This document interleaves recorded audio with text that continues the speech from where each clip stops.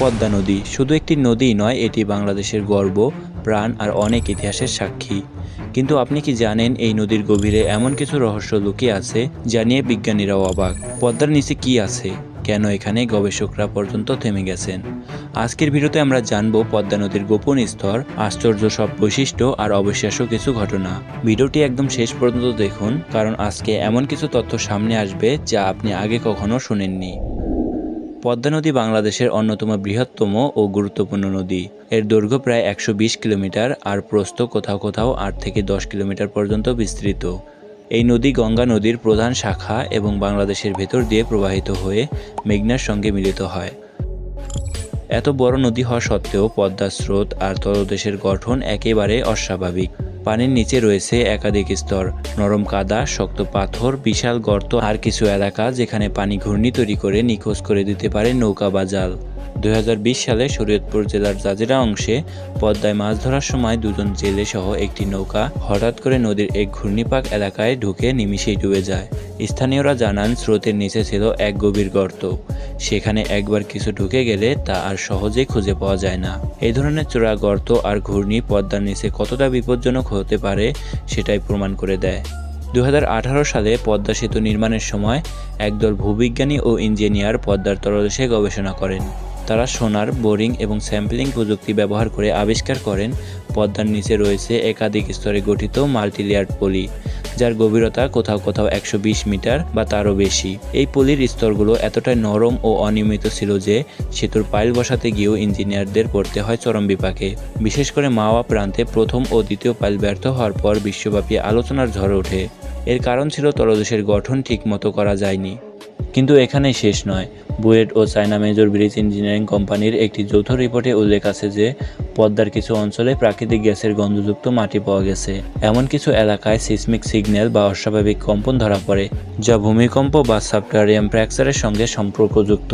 গবেষকরা এমনকি নদীর তলদেশে ভূগর্ভস্থ ছোট খাল বা টানেলের মতো গঠন দেখতে পান, যা প্রাকৃতিকভাবেই তৈরি হয়েছে হাজার বছর ধরে স্রোত ও মাটির প্রবাহের মাধ্যমে। এইসব তথ্য শুধু ইঞ্জিনিয়ারদেরই নয়, বিজ্ঞানীদের রীতিমতো হতবাক করে দেয়। তারা বলেন পদ্মা শুধু নদী নয়, এটি ছিল একটি জীবন্ত ভূতাত্ত্বিক রহস্য। পদ্মা নদীর সবচেয়ে ভয়ঙ্কর দিক হলো এর ভাঙন ও তলদেশের অস্থিরতা।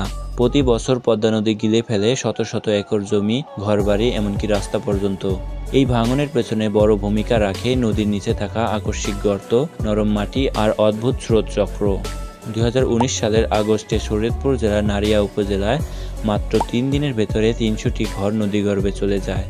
স্থানীয়রা জানান প্রথমে পানি স্রোতের মতোই চলছিল, হঠাৎ করে এক প্রকার টান অনুভব করেন আর মুহূর্তেই মাটির বিশাল অংশ নদীতে ধসে পড়ে। বিশেষজ্ঞরা পরে জানান নিচে একটি সাবমেরিন স্লাইডিং হয়েছিল, অর্থাৎ তলদেশে এক অংশ হঠাৎ ধসে পড়েছিল, যেটা চোখে দেখা যায় না কিন্তু মারাত্মক। অনেক সময় ফিশিং জালে উঠে আসে অদ্ভুত সব বস্তু, পুরনো ধাতব টুকরো, কাঁচের সাঁকো, এমনকি বিশাল হাড়। স্থানীয়রা ধারণা করেন পদ্মার নিচে হয়তো ডুবে যাওয়া প্রাচীন জনপদ বা যুদ্ধকালীন ধ্বংসাবশেষ লুকিয়ে আছে। পদ্মার নিচে লুকিয়ে থাকা এই জটিল স্তর, চোরাগর্ত আর ঘূর্ণিপাক বোঝার জন্য দরকার উন্নত প্রযুক্তি ও গবেষণা। আর এই বিষয়টা এখন কেবল বাংলাদেশেরই নয়, আন্তর্জাতিক পর্যায়ের বিজ্ঞানীদের আগ্রহের কেন্দ্রবিন্দু হয়ে উঠেছে। বাংলাদেশের ভূতাত্ত্বিক ও হাইড্রোলজি এক্সপার্টরা বলেছেন পদ্মা নদীর তলদেশে উন্নত প্রযুক্তি ব্যবহার করে 3D ম্যাপিং ও সোনার সার্ভে চালানো গেলে অজানা সব তথ্য সামনে আসতে পারে। বিশেষ করে পদ্মা সেতু নির্মাণকালে পাওয়া কিছু উপাত্ত অনুযায়ী পদ্মার নিচে ছড়িয়ে ছিটিয়ে থাকা বালির স্তরের আচরণ অনেকটা মরুভূমির বালির মতো, সবসময় গতিশীল।